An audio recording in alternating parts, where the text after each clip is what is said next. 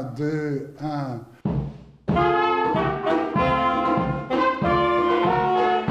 Première répétition depuis les vacances pour la fanfare des chasseurs de Prinker, l'une des plus anciennes formations de la capitale.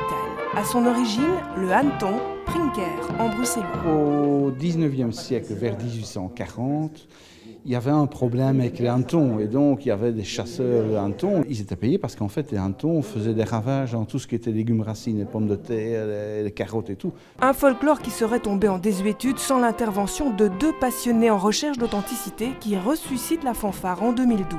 C'est un folklore, disons, conjoint de la ville de Bruxelles, d'où le cortège partait vers Uccle-Saint-Job. Ça avait disparu après la Première Guerre et c'est intéressant, ça a été recréé dans les années 70.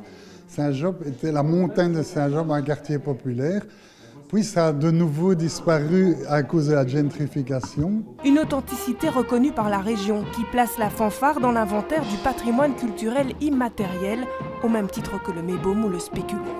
Une belle reconnaissance pour Alice, la plus jeune musicienne entrée dans la fanfare il y a un an. Ce qui me plaît, c'est de jouer le folklore bruxellois.